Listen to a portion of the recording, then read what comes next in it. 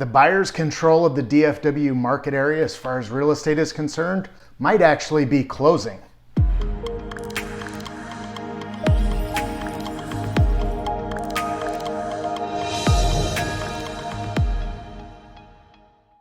Hey everyone, this is Aaron Kinn. I'm a real estate agent here in the Dallas-Fort Worth Metroplex. Been serving the area for over 21 years. I've helped thousands of homeowners both buy and sell homes, and I'd love to help you do the same thing. Today we're going to go into one of my favorite things, which is analyzing the market and the market data. Because realistically, I've said this before, that's like our crystal ball. And as I opened up with, we actually might be seeing the window for buyers to control the market actually getting close to closing. So why I think that is we're actually seeing a lot of stabilization in the real estate market. People are becoming used to the norm of 6% interest rates. We've been sitting there and fluctuating there for about 3 months in the sixes. Yes, we got up to about 7 or maybe a tick above that for a little piece in October, November. But realistically, in the last 3 months, we've been averaging out anywhere between 6.25% and 6.75% rate. Now, just a few days ago, we had the negative news that inflation went up and the stock market reacted terribly, and so did the interest rates. But then again, they started tumbling down again about a day later. So the reason I say the market in general may be closing for buyers to be in control of the market, this kind of pseudo buyer's market, is because the amount of homes on the market is decreasing. The average months of supply in the market is decreasing. So whenever that happens, we see actual sales prices starting to climb again. So this is something that's true back through time. If you go back all the way into the crash of '08, we had a huge amount of homes on the market. So obviously market price had to come down. Now I have my trusty sheets here, so I may be looking down to get you exact numbers of what's happening. So if I'm looking off camera, I'm not looking away from you. I'm just getting you the correct data of what we're going to talk about. The first thing I'd like to talk about is the average price and even the median price. So average, of course, is taking all the home sales, divide them by the number of sales, and you get the average price. Now we're talking about Tarrant County because that's the biggest county in the area that we serve the most in. Now, if you want exact market data for your local city, just hit me up on any of my social media accounts. Send me a text message. I'll be more than happy to provide you with a full detailed report of your exact city or even neighborhood or your home report. So whatever you want, I can provide it to you. The average price right now in Tarrant County last month was $415,000. That's actually up 2%. So yes, you probably hear on the media, the market's in the tank, the market's not doing well. Well, actually, it's quite opposite. It's up 2%. But then when we factor in the median price, and this is why it's good to look at both, the median price is actually $337,590. So it actually fell by about 3.5%. Now, again, those average out, you're right in that same range, up 3, down 3. So it's basically telling us the same story. The story it actually is telling us is homes that are a little bit higher in value are selling more often than there are homes of lower value that are selling, because those are actually thrown out in the median adjustment. So what does that mean overall? Overall, you might be shocked because most people think they've heard the media that the real estate market's in the tank, it's not doing well, and they think home prices have gone down.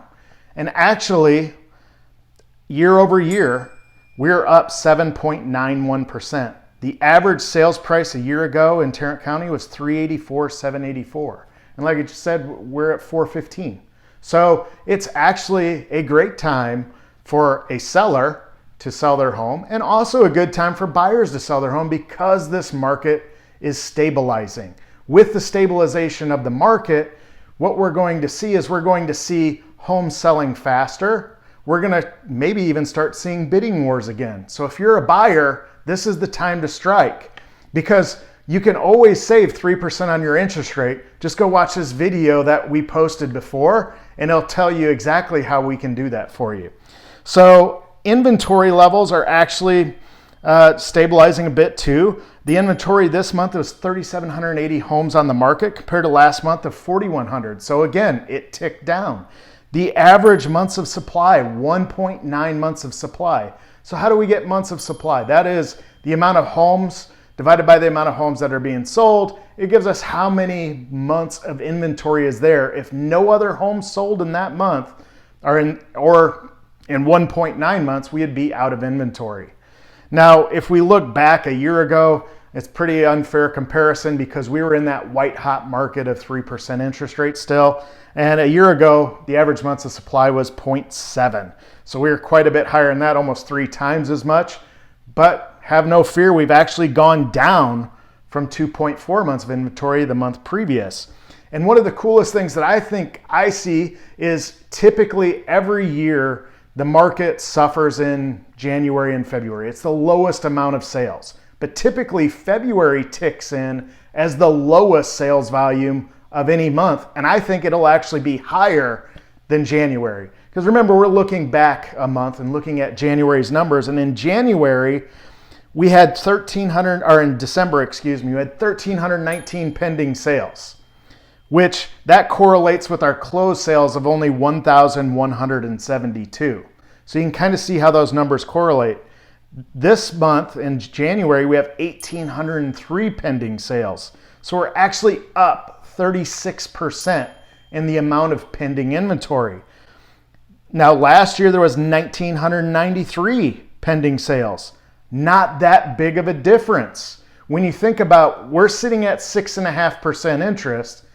A year ago, we were sitting at 3 to 3.5% interest, and we only have about 190 fewer homes pending. That's telling me the story that I said at the beginning, that buyers are starting to feel comfortable again of this 6 to 6.5% interest rate. So this is great news for sellers because that means homes are selling again and they're starting to move again. Not as good of news for buyers because that window may be closing on when you can get deals. Long inspection periods, price off the property, closing cost concessions. All those things will be affected if the market does start picking up steam, which by our crystal ball, it does look like it's doing. As far as sales price to list price, that's stayed pretty consistent, right about 95.5% month over month. So that's showing us, again, stabilization of the market. Days on market. This is one of the misnomers that we're seeing where it's not really meshing with the rest of the market stats that we have in front of us. Previous month days on market, median was 31. Days on market last month in January is 34. Average 46 in December, 52. So we're seeing a little bit of an uptick, about 10% uptick in actual days on market. Now, again, that doesn't kind of mesh with all these other numbers that we've talked about. So what we're probably seeing is that inventory that was sitting there for months and months, 2 months, 3 months, 4 months on the market and wasn't selling, they finally price corrected into the right range. And now those homes are ticking off the market, but it's weighing down our averages and our median totals. What we should see next month, if this data is correct, is the month's days on market will actually be lower than it was the previous month. That's my prediction for that. And as far as a year over basis, we're at 15 days on the market a year ago. Again, we still have some struggles that we have to overcome because we are not in that white hot market anymore. So what does this mean for you as a seller? As a seller, one, take advantage of the market climate the way it is. So what we're seeing is the market has this cyclical effect. We didn't see the last 4 or 5 years because interest rates, COVID, low market inventory, all that stuff kept everything hot. So we didn't see the seasonality in the market like we're seeing right now. So basically rewind to 2015, 16, 17.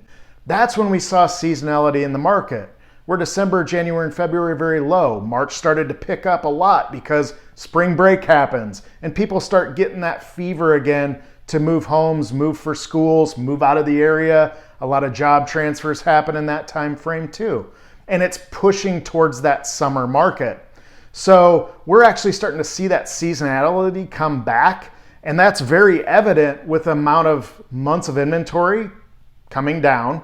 The days on market, yes, they ticked up, but that means some of those longer days on market properties sold off. So we're actually starting to see this pick up. So for buyers, you better get your buyer shoes on now and start making a move, because you may start seeing multiple offers again. You may start seeing homes sit on the market for a weekend and then they're gone. No longer can you say to your agent, oh, we'll just wait till 3 or 4 more homes like that one come on so we can see them all at the same time. No, you need to get out there now and go look at those. For sellers, this is good news, because as we're moving into this spring market, you can start to take advantage of this seasonality, higher prices, lower time on market. But the one thing you have to keep in mind is your home still has to be priced right for its condition. It still has to be priced right according to what the market is doing. You can't overshoot the market by $20,000, $30,000, $50,000 and think you'll get it like you almost could a year or so ago. Now we have to be more realistic, and it's more on the agent to do more to get traffic into your property. We need to create more eyeballs on your home online and in person so we can create the demand for your home. Now we have several tricks that we do to do this, and we'd be happy to share those with you. But the biggest thing for you is, one, is price is very important. It's one of the most important things. 90% of all marketing decisions are based on price, being in the right range. So let's establish what that range is, and then we can play with that and get you the max amount of price, because we're going to create the demand for your home. So I'm kind of going on a little bit of a tangent there, and I could talk on that for hours, but let's go ahead and cut this down. And I just want to say thank you for watching the video. Please like and subscribe, share this with people in our market so they can get the real truth on what's happening in the DFW area. Thanks, and have a blessed day.